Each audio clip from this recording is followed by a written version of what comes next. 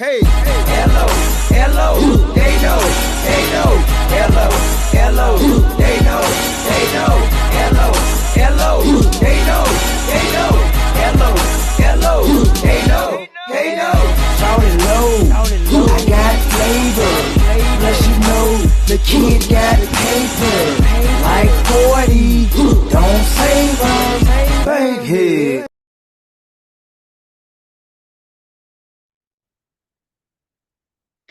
Hey y'all, this is Vanessa with Back to the Basis of Barbecue. I am super excited about our guest for this evening. So while we're waiting for him to join, just know a couple of things.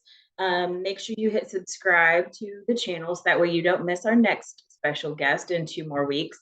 And also the winner for the guess who the special guest was actually is Bubba Fats with Bubba Fats Barbecue. So Bubba, I'll be getting in touch with you after this so that way we can figure out how to get you your prize, which I'll discuss a little bit later. Let's go ahead and let him in.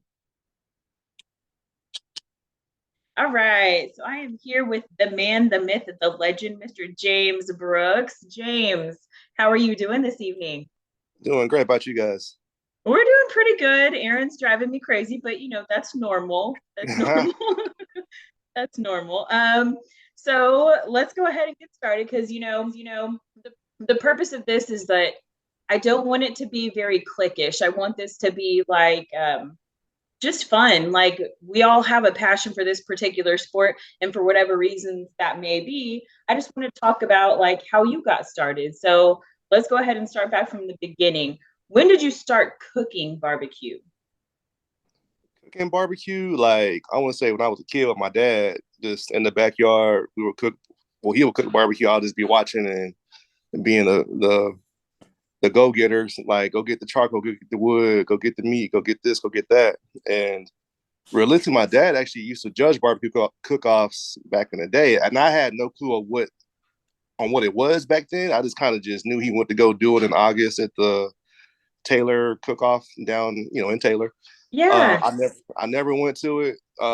He would always judge, and my uncle would judge with him and whatnot. And I didn't know nothing about it. I just knew they would go judge and whatever. But it slowly got to me, like start cooking competition, barbecuing was like, of course, like everybody else probably with pit masters and whatnot back in the day. And I thought I could cook. Uh-oh, did I lose you? Okay, I thought I could cook, and so I did my first cook off in I think 2010 or 11 maybe or 12, and just got blasted and you know didn't like the feelings. I'm a competitive junkie, so I don't like to lose or nothing. So I had to come back at it again and got all right with it. We share that then because I struggled. I struggled for a year before I got a walk at all. So we're the same in that competitive nature. Like I needed to get better. Right. Absolutely. So you started cooking as a kid with your dad, and then you started competitively. Like what sparked you wanting to go like cook competitively, like back in 2010 or 11? What do you think Uh, it was that did it? I mean, it was just I'm like I said, I'm a competitive person and like ultra competitive, like from me being in sports and from high school. And as far as That's right, because you ran track, right? I ran track very competitively, and had scholarships to go places with it and kind of messed up. But, I'm just a real competitive person. Like I grew up drag racing. So I'm just a competitive individual. So I race cars on the highway for fun. So Are I'm a, you I'm gonna be somebody. you did drag racing? Are Yeah, you we grew up drag serious? racing. Yeah, I'm deep in it. If I wasn't doing competition barbecue, I'd be doing that. But Oh my I'm gosh, I didn't even super know deep into that that. about you, Yeah, James. That's crazy. I'm That all is into that. cool. Yep. So that's something else that you and Aaron share is that love of cars, I'm assuming. Right. So let's go back into when you were starting competition barbecue. What do you think was the most memorable moment for you, like as you were getting started in the competition cooking world? Because it is a whole new beast. A lot of them. I mean, in the beginning, it was more so probably just getting that first walk. And, I got What that first cook-off was walk. that at, James? What cook-off was that? Uh, I know it was at the Dell Diamond parking lot. It was called Bad to the Bone Cook Off by LSBS, and that was like one of the bigger ones to go to back in the day.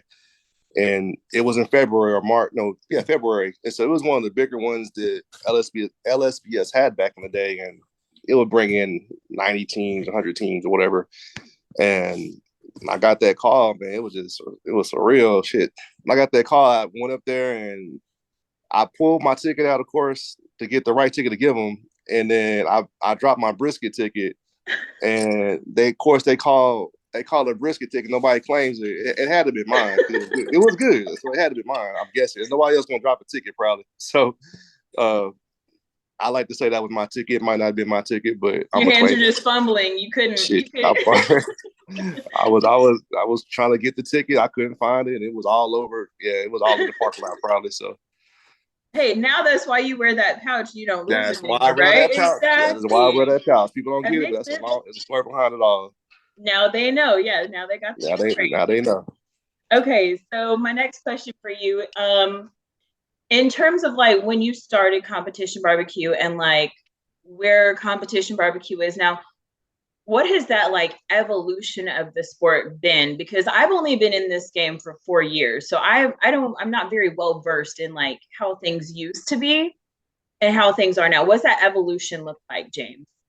It's changed a lot from what I've seen, and it's changed a whole lot before I even got into it. I'm assuming, but like from what I've seen and my experience of it, it's the amount of classes that are being brought to the table, which is making everybody ultra competitive. Back then, it was more trial and error. You just kind of went with it and Work through kind those of got kinks. good at it. Yeah. And I look at that now because it's kind of a blessing in disguise for me because you can kind of go back and think like, dang, I used to do that. I used to do that technique. I went away from it because something else came along. But it's all about techniques that came along now. Plus, again, the classes and the amount of cooks out right now. There's a heck of a lot of cooks out right now. They're really really good. They've taken classes. Some of them are just natural at it. But it's a lot of classes that's got everybody past the learning curve. I believe. I mean, it would take somebody about a good 6 months or maybe a year to understand what's hidden. And now you can take a class and come out the gate and maybe get you a GC. So um, that's a little tough now, but I mean, again, if you're true to it like I am, I'm gonna fight my way through it and find a way to win. So Absolutely, absolutely. And then that goes back to that competitive nature that you have, which I think maybe a lot of us that do competition barbecue have that. We have to have that competitive nature. Maybe something that sparked, like you said, with you it was sports. Maybe for somebody else it's something else, but that competitive drive that makes us want to continue to get better. right. Um, I love that. So, okay, let's just throw this in here. What do you think makes a cook a great cook? I mean, it's I'm gonna say two different ways on it, but like Okay. you got to be able to do it all. They all got to come together consistently on day week in week out type of deal. I think that's part of it. It can't be I'm a firm believer that like everybody will have a good year and they might have a bad year the next year. It doesn't mean they fell off. It is people it goes in phases, I believe. But as far as what makes a great cook, I mean consistency. You got to be consistent. I always look at Clarence Joseph as one of the greatest cooks in Texas, if not America. Man, he was one of those people I looked up to coming in because he was day in day out very consistent cook. No matter where he went, it's what it was with him. So And what I that, love about him is that he's so humble, like so many of us. You included in that humble crowd, like you don't boast or overbearing about like what you do. You stay humble into the ground and you keep grinding through all of those week in and week out trials like you're talking about. Yeah, I love that about you and Clarence. Actually, y'all share that trait. I mean, you can be on top one weekend and then you will get humbled the next weekend. So I don't never get too high on nothing. I don't never get too low on it. I keep tunnel vision. So like, all right, it was a bad day. Like yesterday for me, it was a bad day. Not a bad day, but I didn't get my numbers called, or my name called. But it is what it is, and I'll just come back. I can come back and win a whole cook off next weekend if I do it. So it is what it is at the end of the day. Absolutely, absolutely. Just for fun, let's throw this one in. Are you superstitious about anything, James? Oh yeah, I'm very, very. Give me an example of something that Mr. James Brooks is superstitious about.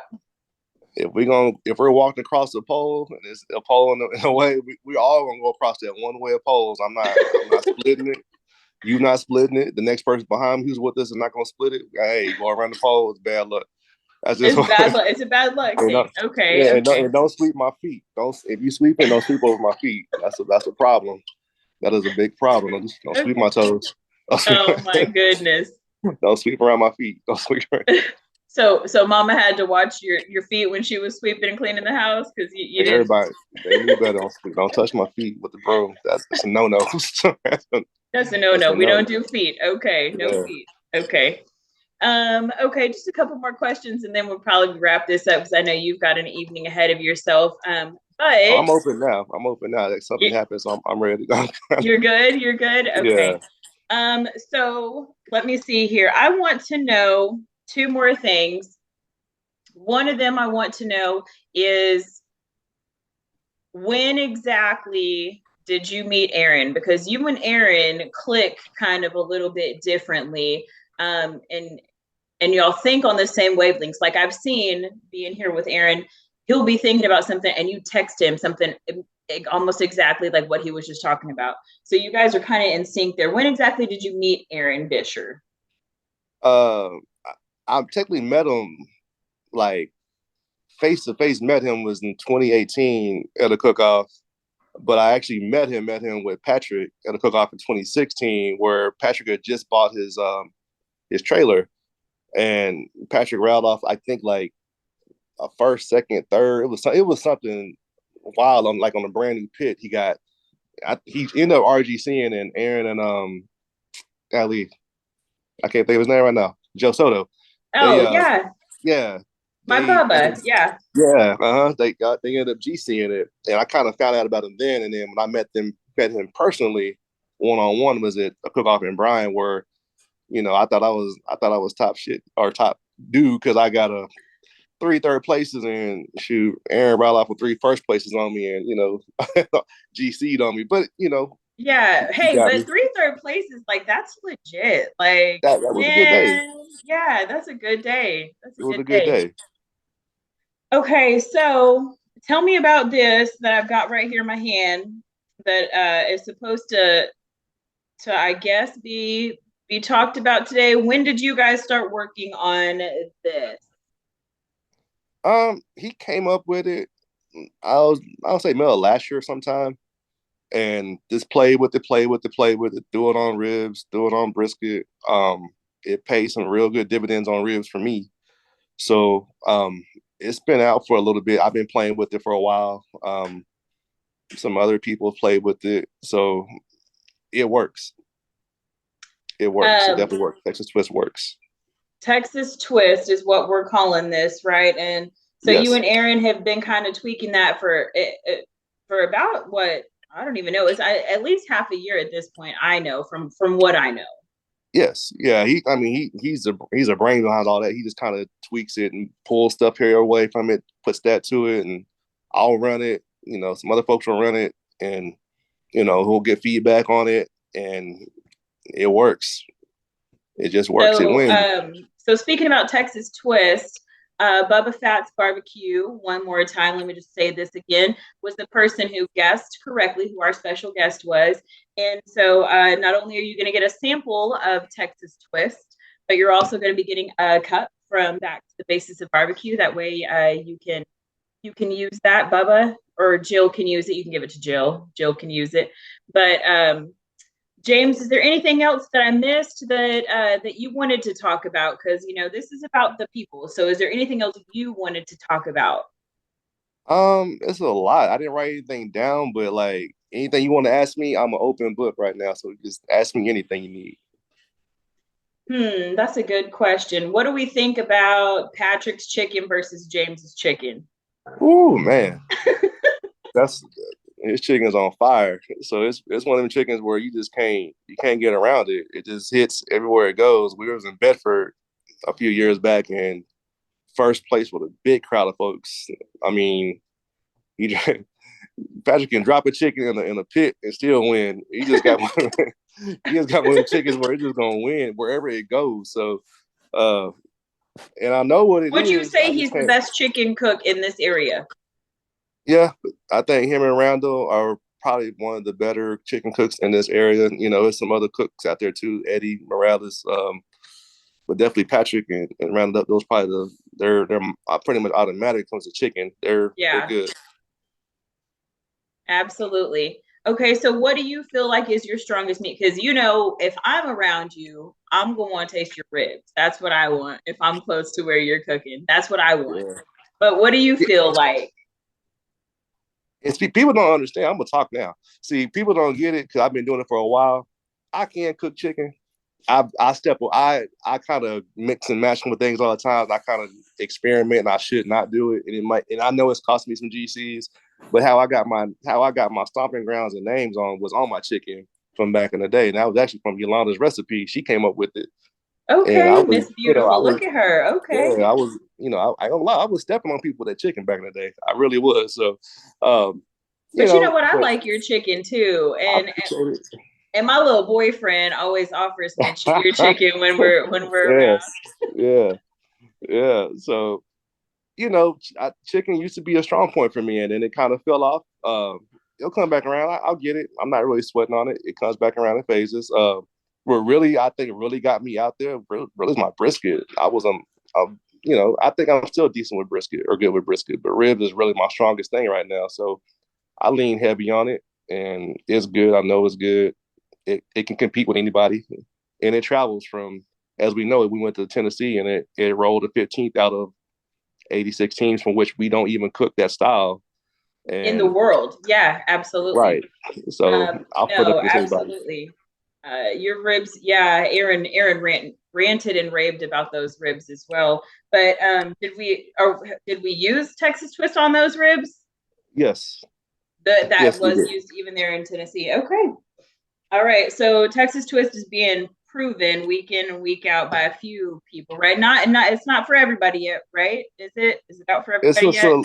It's a select few right now that Aaron just kind of wanted to bring it to, so it's not many. Okay. All right. Let me see. I got that question. I think I asked you almost everything that I needed to ask you, unless there was something else you wanted to talk about. Talk about barbecue all day. We got time. I know that. We got time. You know what? Let's mention one more thing, because in my opinion, and I'm not trying to start or light any fires, but I feel like people sleep on something that you do. And I want to know when that started. When did drums start? When did Brooks Drums start? Man, that started back in, I want to say 2016. Benny Rocha, a really good dude. He's like a really good guy all the way around. He I built my own drum because I'm the type of person I hate waiting or buying from somebody else, and I'll make something before I'll buy something sometimes. So I made my own drum and it worked.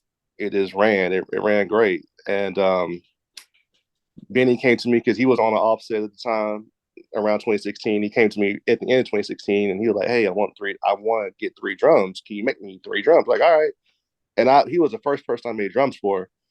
And he got it, I want to say in January 2017, he started using them, and he off the rip was just beating people's heads in with them. And then it just kind of took off. And then I always give credit to Benny and Gil Martinez, because those are the ones who really put my name out there with it. And it's kind of went from there. I mean, I don't promote them because myself, I'm not a boisterous person. I'm not gonna hashtag all the time. I'm not gonna always put them out there, but the results are results, and people who went on them. So no, absolutely. That's a must go when we're packing for a cook off in our household. I know that for sure. How many Brooks drums do you think are out there? How many people have Brooks drums? I couldn't even tell you how many now, because it's a lot. It's a lot of them who have them. And there's been some people that's bought some and sold them and bought some more. And it surfaced around. It went from a mini drum. People had the chicken coop what Benny came up with too. That's the one that I'm waiting for. That's the one that I'm waiting for. Yeah, the little chicken coop. That was and that was a good little machine I had for a while, and I got rid of it. But no, that was one of the ones. But the main thing is the big 55-gallon drum that I make.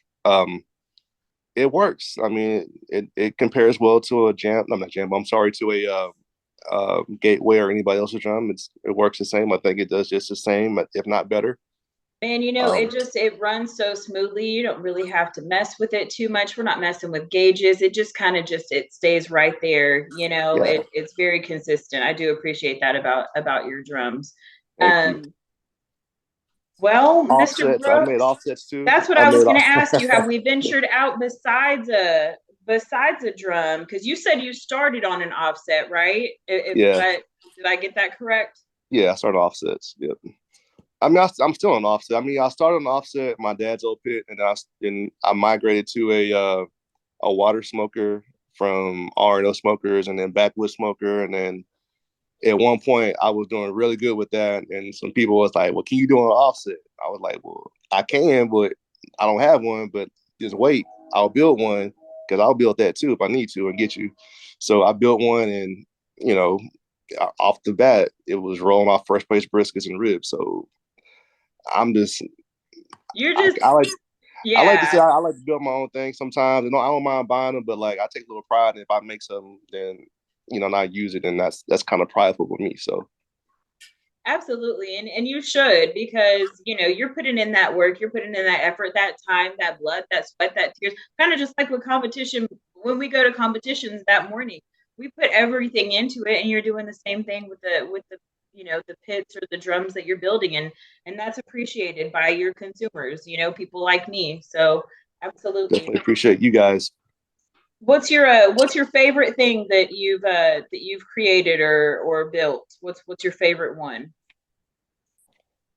It has to be the offset. It's the offset that I built, and the one y'all got right now. Matter of fact, that's the one I missed. That little thing. That was my baby. I ain't gonna lie. When they left the house, I was a little tearful. You know what? Trick Daddy is very loved in this house. Hey, that little Trick Daddy pit. It won the showdown, didn't it? It won the showdown. It won the showdown. Yeah, he did. He offered it to me too that day. He was like, "Hey, do you want to switch pits?" I was like, "No." I'm over here looking across. I'm looking across the aisle. I'm like, "Damn, it's just rolling today." Shoot, yeah, you're thinking, man, maybe I should have. I don't know. Maybe I should have. And I'm watching Aaron get all them walks. I'm like, all right, damn, Trick Daddy, he's performing. Hey, at one point I was like, if he stands up again, I'm kicking his whole chair over. I swear. He got up again. He got up again. No, that was a good weekend for him, man. I was very happy for both of y'all. So y'all both put in the work and made it happen that day. It was a good weekend, absolutely. But being able to spend time with our friends and family that we don't get to see very often is what makes those kind of competitions where we're all in the same area even more memorable. Getting to hang out and visit. I think I got a couple of pictures of you guys just standing by. I think it was Clarence's pit, just hanging out. Rodeo. Yeah, it was the rodeo, just BSing. But no, I made some really good friends, in this sport and hobby, and it's to me it's like a lifestyle now. So it's just what I do. I don't know what I know what I'd be doing if I wasn't doing it, but like really and truly, man, it falls back to this because I love what I do. I love doing this. It's a hobby that's it's expensive, but that's true. It is what it is, and it's what we do is on our hobby. So we love to do this. What do you think it is about this sport that we keep coming back to it? Because like you said, it is expensive. You can't go to a cook-off and pay less than $600-700, and that's a minimum. So what do you think it is about this sport that makes us all so passionate about it? What is it that makes James Brooks passionate about it, actually? Because because my prep always starts on a week before. I buy the things I need to get as far as my meats. From Tim from HEB, I get all that from him, and then I'm getting ready for it. So it's like it's a week process for me because I'm getting stuff together, thinking about what I'm gonna do, what I need to get.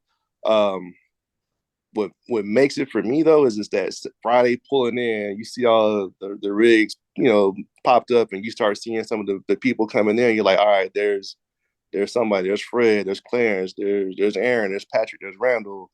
Um, shoot, it's just crazy. You start seeing those names rattle off, and you start seeing those bigger guys. There's Eddie sitting over in the cut. There's it's a whole bunch of them. There's so many people in the state of Texas that you can name off that's really good around here.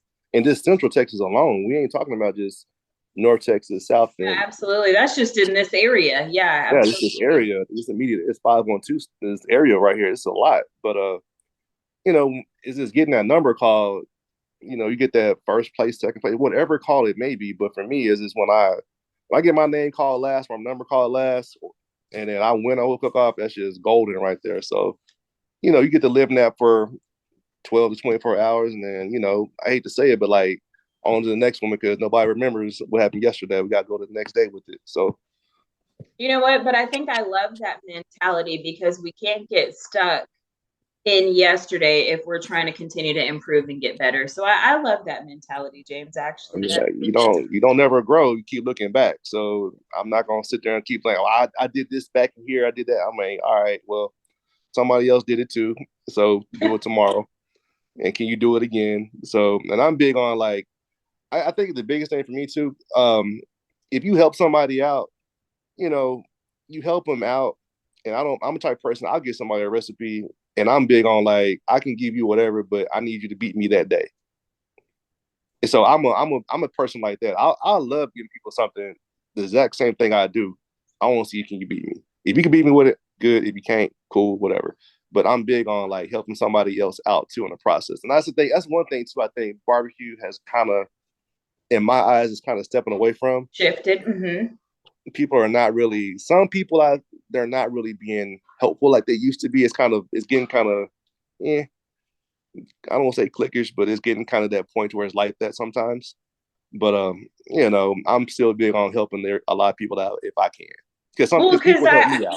Right, exactly. People have helped out you to get to where you are in the beginning stages, and then at that, you can tell somebody and give them step-by-step instructions, and you can hand them bottles of rub, but at the end of the day, it's still their techniques, their methods, their application that is it going to work or is it not going to work for them? Am I right? Yeah. Oh yeah, it's you have to do. I mean, I don't know names, but like I had helped somebody out in the past, and they kind of told me like, hey, it didn't. Why come you did this? And I like, man, I see stuff within the time frame when I'm doing this, and so I might add something, I might subtract something. So that's an instinct thing. That's not me giving you something. You're gonna have to figure it out on your own. I mean, somebody can give you the blueprint, but you still gotta, you gotta master it still. Absolutely, absolutely. No. Okay, well, I guess let me just ask this question because I know there's a lot of people that will be watching this that do competitive barbecue, but there will also be others that may be new to the barbecue competition world or maybe thinking about getting into the competition world. What would be some advice from a seasoned veteran like yourself to newcomers in this sport? The main thing I would do, I would definitely right now I would judge first, like how we used to do it. How when we came in, they would say, "Hey, you should judge first, before you jump into one," and also judge a couple of them. But then right now, the access of it now, or the best thing right now, you have access to do classes online. They got classes, Barbecue Champs Academy, Barbecue League. Clarence Joseph has good classes. Fred Robles, those guys, they had good classes. KCBS guys had classes. I would definitely take a class to get into it.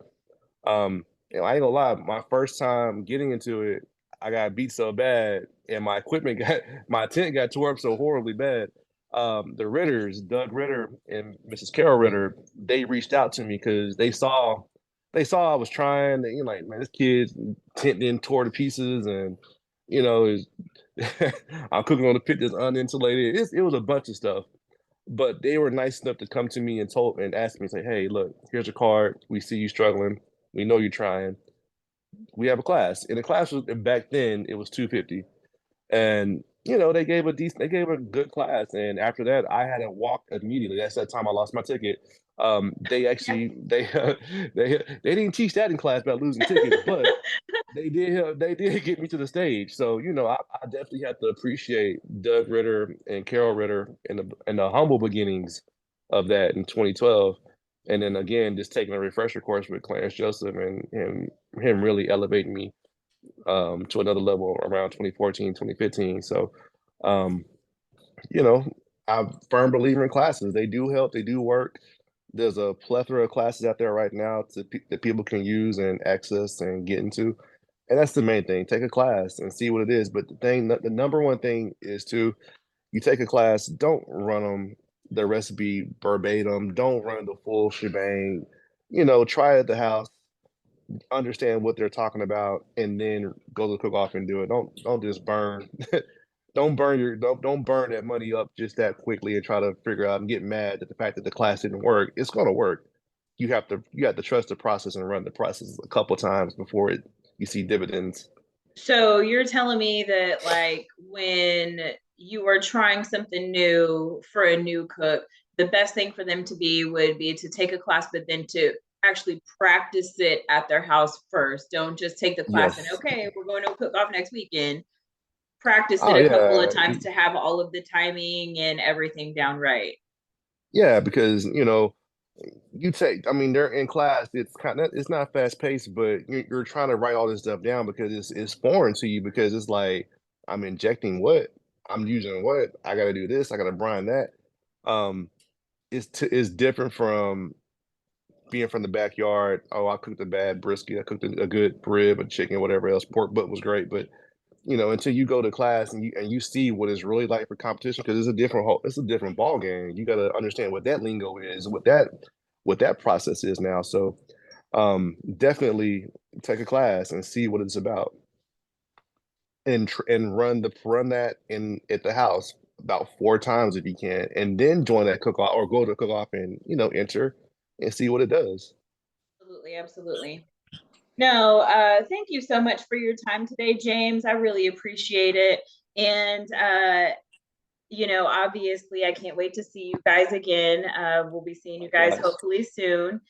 Um, Other than that, like I said, just thank you for your time. Those of you that are watching, please make sure you hit subscribe because that's the only way you're going to stay updated when we have other special guests like this first one to do this. And James, I just need to say one more thing to you. Thank you, because when I started talking about this, finally, I'd been thinking about this for, over a year now. But when I started talking about this, I brought it up to Aaron and then I brought it up to you next because you are the type of person that you will be 1000% honest with someone. And you helped me actually find, the courage to actually start this thing. So thank you for that, honestly, from the bottom of my heart. You're very welcome. I think it was needed. I mean, there's podcasts out there, but you can do the same thing. And so I'm honored to be on the first episode of it. So I appreciate you guys. Well, James, you have a great evening and we will visit with you guys soon, okay? Y'all have a good night. Bye, y'all.